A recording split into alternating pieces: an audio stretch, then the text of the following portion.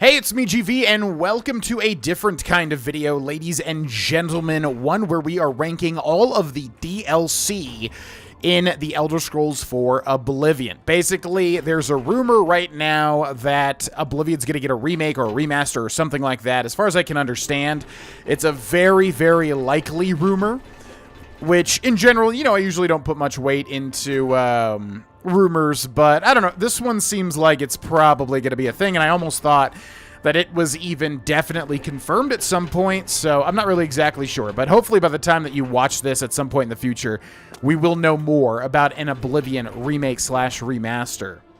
However, recently we just finished our Bathes in Blood, a Pure Evil playthrough, which is an entire playlist you can check out on this channel if you're interested.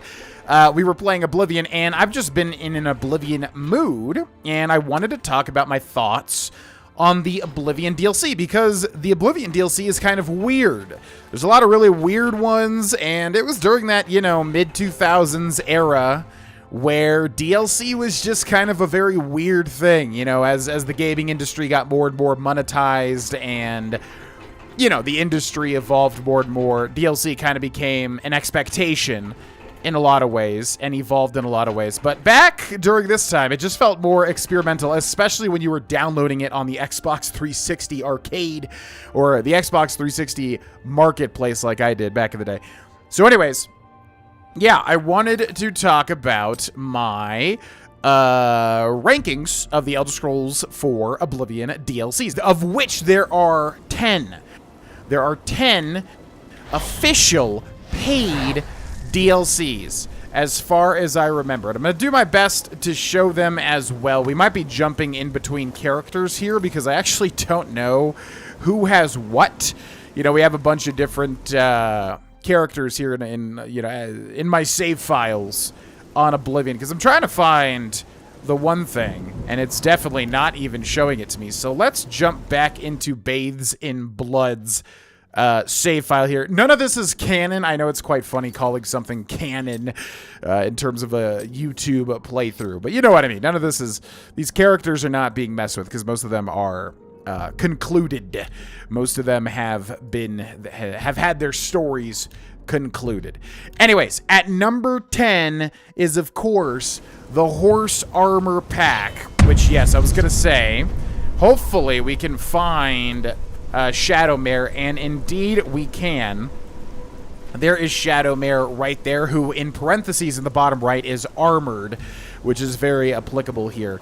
Yeah, so obviously this DLC lives in infamy, the Horse Armor Pack. It's like been an inside joke, or I guess like a, you know, a meta joke with Bethesda for a very long time. They released some sort of like Fallout 4 horse armor, I do believe is a Creation Club thing. But anyways, if you did not know, when you start Oblivion, if you have all the DLCs, you will get a quest to get horse armor. And it's very, very silly, because Shadowmere is the best horse in the entire game, and if you put horse armor on Shadowmere, they become non-invincible. Before that, Shadowmere is like either, you know, even if they're killed, they come back, something like that. But when you put horse armor on Shadowmere, they actually just become mortal. You can kill them. So it's actually a downgrade, which is hilarious. But yeah, I do like the look of the dark purple and the yellow, the golden, you know, the golden armor here. I do actually like that look. So you can choose between the elven armor or the steel armor. The elven armor looks a million times better, but it's just a laughably small element of gameplay that actually is a downgrade if you're using the best horse in the game anyways.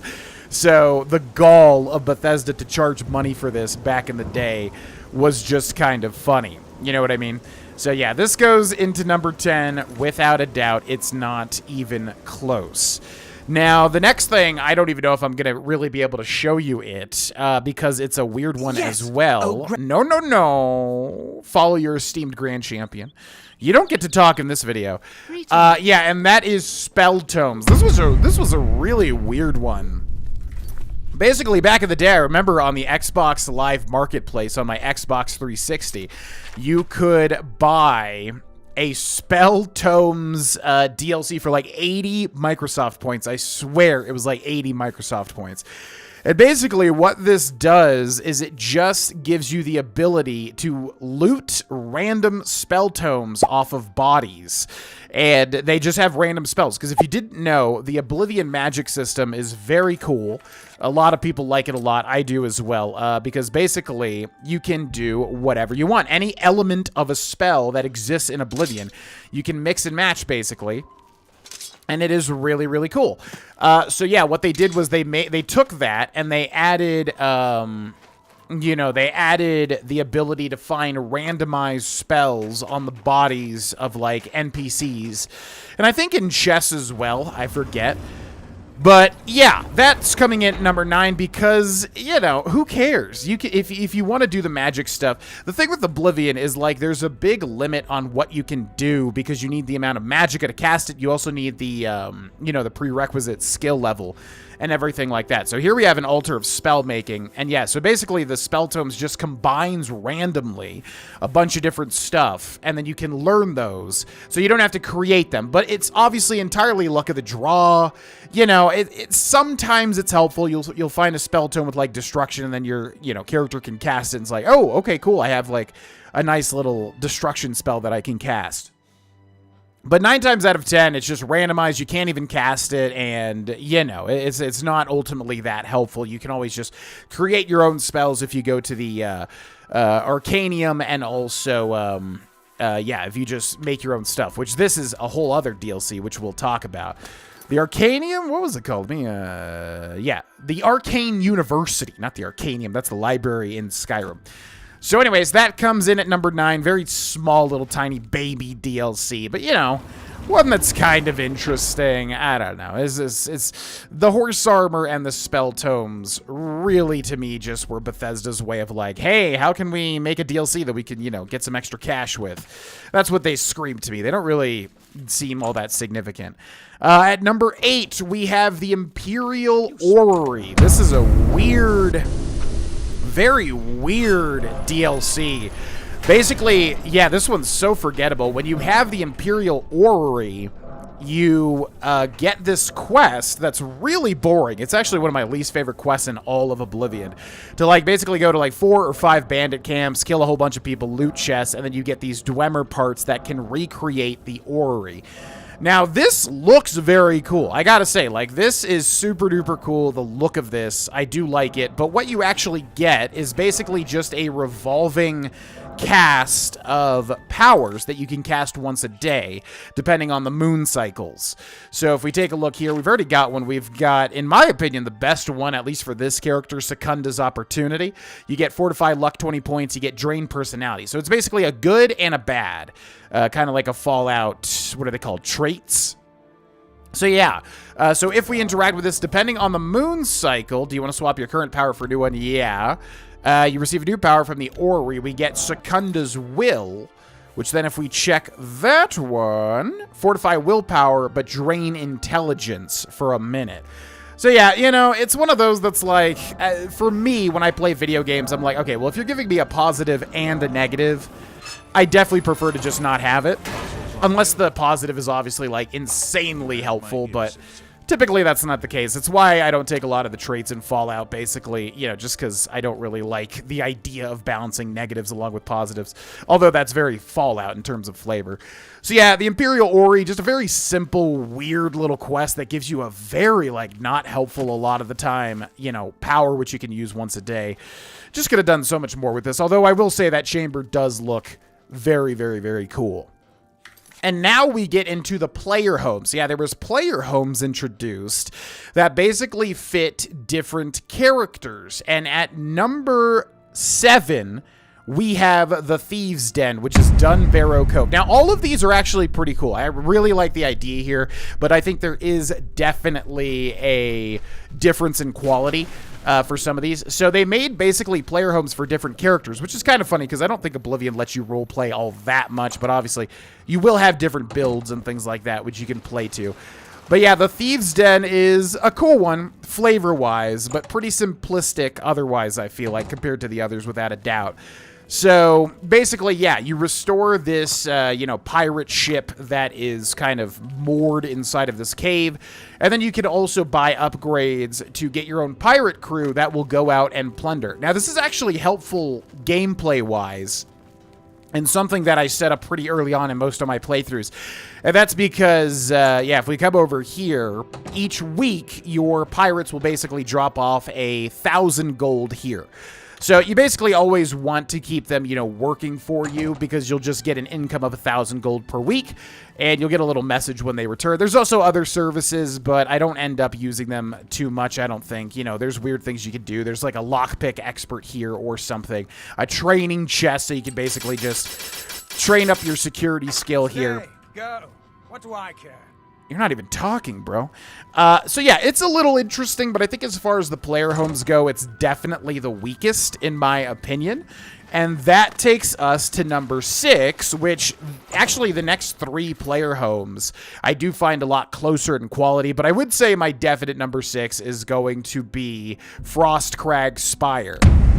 And this one, yeah, they have different names as well. Like, Dunbarrow Cove is called the Thieves Den. This one is called the Wizard's Tower. So, it's usually pretty, it's a good DLC name because it makes the player understand, like, what they are, what they're going to be getting for what type of character, basically. But yeah, here's Frostcrag Spire, which is actually very helpful even if you're not a wizard character. And that is because of the Altar of Enchanting and Spellmaking, specifically the Altar of Spellmaking. That one really, really, really helps you to create spells without having to go through the entire Mages Guild quest line to get to the Arcane University. Which before then, yeah, you're not really able to create spells. So yeah, the Altar of Spellmaking, which by the way costs a ton, because all of these homes you need to spend lots and lots and lots of gold upgrading. It's actually kind of crazy how much gold it takes. But yeah, you can get these Mage Tallow candles for both the Altar of Spellmaking and the Altar of Enchanting over there. And then you can make your own spells, which is really fun in Oblivion. Basically, if you know any version of any spell, you can then mix and match those effects to create some really powerful stuff. So that's the big draw of Frostcrag Spire, because honestly, outside of that, it's an okay place. I feel like it's a little simplistic compared to the other ones. We do get a vault, which has like 1 million chests down here, which you can store anything that you want. I feel like they could have done this a little bit cooler. There are like imps that guard it, which is pretty cool. I do like that. And then you get like a living area as well, which has like, a little alchemy zone. And yeah, it's weird. They call it a living area, but there's nothing here. There's like a bed. I guess wizards just don't really care that much. And then also out here, we have teleporters that go to each and every Mages Guild, which honestly, in Oblivion, you can teleport pretty easily through just fast traveling, so I don't think it's all that helpful, but yeah, I would say that's my number 6 for sure. And then coming in at number 5, we have the Vile Lair, which was what this character used, because this character was evil. Deep Scored Hollow, which is basically an evil character's, player home, which is actually really cool. I like that idea that they gave just pure evil its own base. They didn't really do that for good, I guess. The other player homes are more so for, like, character archetypes, thief, mage, and fighter, right? But yeah, this one's the evil one, and this one's pretty cool when you fully upgrade it. Basically, you have a dark minion that will place, he'll go out and do bad things and then place loot in this chest. And there's a lot of weird things with this one. I like this one a lot. You got like a weird little secret poison chest, Greywind's poison supply. Some of these have actual like little quests to them and lore. It's very, very cool.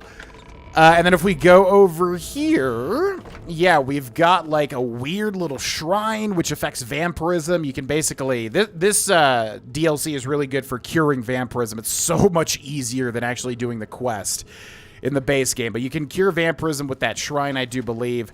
And then there's also, yeah, a little torture zone here. You can become a vampire and basically feed on that victim over there. So, yeah, very evil-themed, of course. And then I think that exits to a little secret area. And then over here, we've also got, like, our bedroom there where we can sleep in a coffin. We've got a regenerating Nirnroot, which is a bit helpful. And then finally, like, a super-duper creepy shrine, which, if I remember right, doesn't really do much. It does buff you, but the buff lasts for very A very small amount of time, and you have to buy, like, the Ichor to be able to do it, but you do get, like, a buff to a bunch of stuff, so it's pretty interesting. But yeah, if you're an evil character, this is definitely a very, very cool little player home that I like quite a lot. But I don't typically have too many opportunities to use it because, you know, you just don't typically play evil characters most of the time. So then, coming in at number 4, we have got way over here. Where the heck is it? It's one of these places. Hopefully we did it. Is it you? Wait, did we not? No, we definitely did it. I'm not remembering where it is, though. Brach the Crotch! There is Camp Fort Such. Wait, we definitely did it, though. It would not be a quest that we have. It's somewhere down here. Where the heck is this place? Wait, we didn't do it? Oh, interesting. Need to restore Battlehorn Castle. But where? Oh, and it's... So yeah, we have the location. Where is it? I'm complete... Oh, there it is. West of Coral. For some reason, I thought it was nearer to Anvil. Yeah, so this one I actually don't think we fully upgraded. Funnily enough, you get a whole Dwemer Forge over here, which gives you, I think, some sort of buff if you stand near it. Or something like that. This one's a little boring to me flavor-wise, but it has, like, some of the most potential as a player home by far. Because basically, it's just huge. It's a castle. And then it's got all these, like, little secret, like, passageways as well, which I love, man. God, I love, like, little secret passageways. That was one of my favorite things about Hogwarts Legacy, was, like, all the little secrets that you could find, obviously. But yeah, this place is massive, almost too big, but I have to give it credit for just giving the players so much room to do stuff and place things. I have used Battlehorn Castle as a player home, because yeah, the main bedroom is actually really fleshed out with, like, a lot of places to put things. But yeah, you can basically buy statues and trophies and all sorts of stuff. This place is a heck of a thing to navigate. Like, I always get confused here. There's just so much going on. So it's so expansive. So if you like a really expansive player home, this is the one for you, because this one is just so large. So I have to give credit to Bethesda for, like, you know, giving the player their own castle. Quite sick, if you ask me. And if I remember right, I don't even know how the heck to find it. But the main bedroom, is it this? I don't know, because we don't have the upgrades yet, so everything's not fully fleshed out. But the main bedroom is actually really cool as well. So the Fighter Stronghold would be my number 4. And now we're getting to the actual, like, real DLCs. We're getting to the actual, like, DLCs that are, like, you know, story-based and quest-based. And that comes to number 3, which is, of course, going to be Mehrunes Razor, which is a really, really, really weird one. Basically, they just made this, like, super long dungeon quest, and it's like a one-off Daedric dungeon quest that pretty much, you know, you're attempting to get Mehrunes Razor, which obviously, if we've played Skyrim before, we know very much so that Mehrunes Razor is a very cool Daedric artifact, and I believe I have it in here. Yep, Mehrunes Razor, and it does the same thing, basically a chance to banish or instantly kill any enemy. And I don't think there's any downside. It is worse than Skyrim's version because, yeah, you have to recharge it, which recharging in Oblivion is really annoying because it's so expensive if you don't have Varla stones to recharge anything.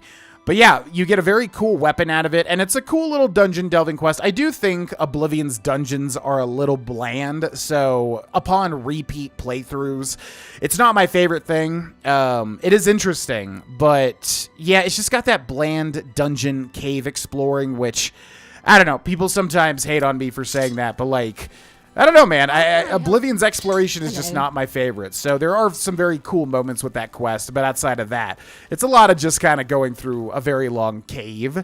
But you do get Mehrunes Razor, and the ending is very interesting, so I do enjoy it. And that's my number 3 because obviously it's an actual quest. It's it's actual quest content. And then coming in at number 2 is, of course, without a doubt, and I wonder if we have it here. We should have it here because I don't think that we did it, right? Whoa. We definitely never started this, so I wonder if we just literally have to go, like, find it. Yeah, coming in at number 2 is, of course, the Knights of the Nine. Basically, this was a quest line that they introduced in Oblivion, and the first piece of, like, actual, you know, quest DLC outside of Mehrunes Razor. I think Mehrunes Razor came first. I actually don't really remember. But, yeah, I think Mehrunes Razor came first. And then they released the Knights of the Nine, which is basically you're going through this whole Crusader quest line to get Crusader relics. So it's really good for good characters because you literally have to purify yourself. It's kind of funny. So I could even do, like, for this guy, Bathes in Blood, some sort of, like, purification, you know, little playthrough thing where he repents his evil. Because you have to go through all the shrines in the wild. There's like all these shrines to the Aedra, and you have to go through those to basically take the Pilgrim's Path to repent your wicked ways. How are you? And then once you do that, you go on this quest to get all of these Crusader Holy Aedric relics. And it's very well done. It's super duper cool. It's been a while since I've done it, so I actually am feeling an inkling to play through that. But yeah, I really do like the Knights of the Nine, but it really does not compare to the final ranking here, the #1 ranking, which of course...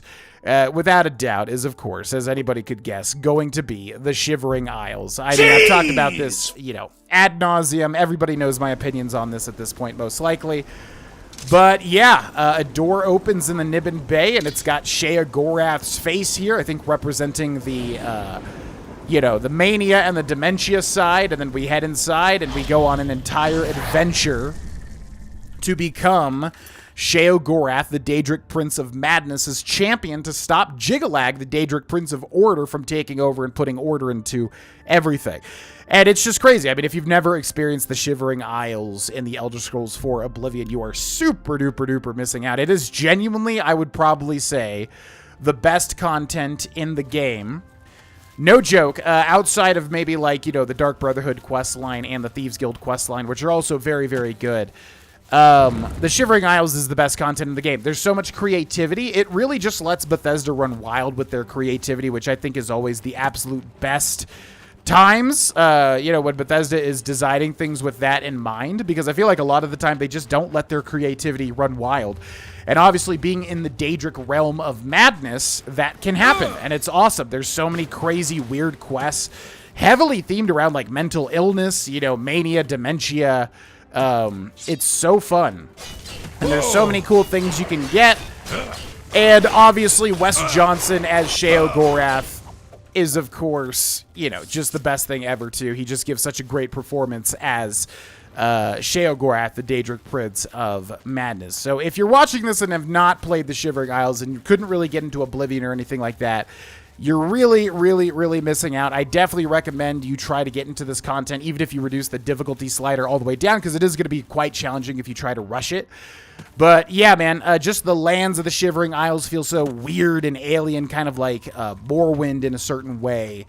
And all the different quests, especially the main quest line. There's just so much. They just really erred on the side of fun. Like, you know, the very first, or one of the first, you know, when you go to Zadillion, the quest where you go to Zadillion and you have to, like, basically choose between the Mania side and the Dementia side on how to deal with adventurers.